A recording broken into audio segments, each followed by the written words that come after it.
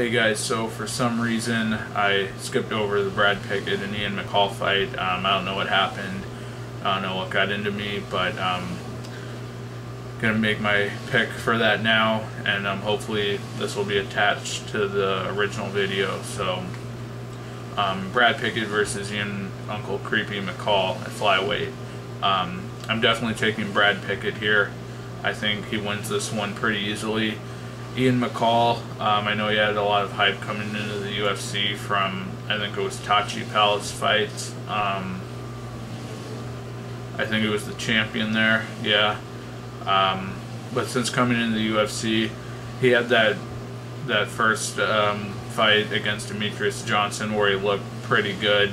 But in the rematch, proved that he couldn't. That was a fluke. He couldn't repeat that kind of dominant performance. And since then, had a loss against Joseph Benavidez. Hurt him at one point in the fight. I think it was a knee to the body, but other than that, wasn't competitive at all. And then against Iliardi Santos, he got the win there, but it did not come cleanly. And we've seen other guys run through Iliardi Santos. At bantamweight, Yuri Alcantara killed him in the first round, and even at flyweight, Chris Carriasso managed to knock him out, but Ian McCall took him 3 rounds to get a very unconvincing decision against Iliardi Santos. I don't see what makes Ian McCall be regarded as an elite fighter. It's really crazy to me that he's still ranked like in the top 5 at flyweight.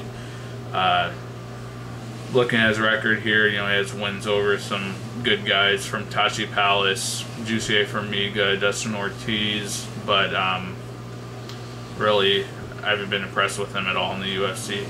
And Brad One Punch Pickett is a guy I've always really respected. At bantamweight, I thought he was one of the elite guys in the division.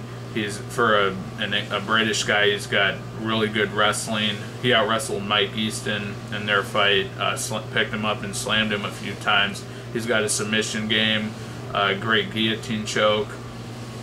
I think he's one of the only guys to win by Peruvian necktie, and I think in WEC and UFC history. And obviously has big power.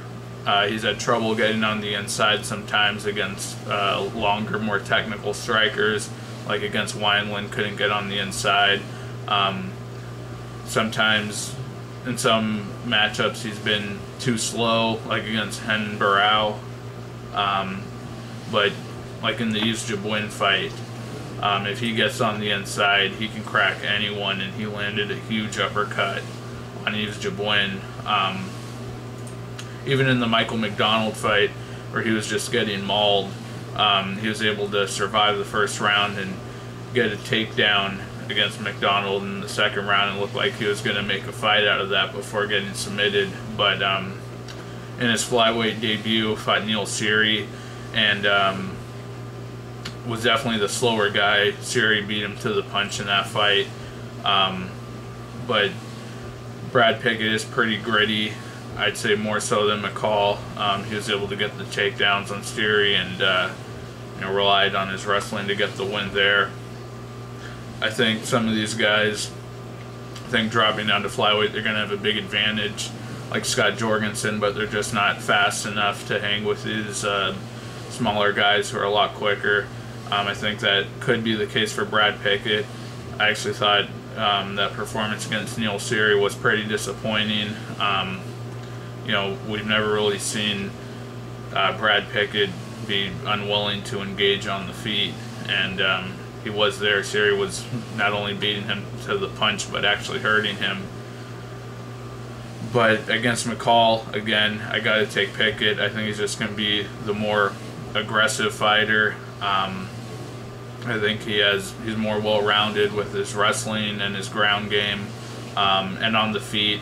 Is that if he just stands toe-to-toe with McCall, I don't think McCall can win a brawl over 3 rounds that way. I think Pickett will probably hurt him at some point, or at the very least be able to win a decision and just land a lot more shots on McCall than McCall can on Pickett. So I'm going to take Pickett there. So again, sorry that I skipped over this in my original video, and hopefully this is attached at the end to the original video, and yeah, hopefully it works out and you're able to see my analysis on this fight. But taking Brad Pickett. Alright guys, see ya, bye.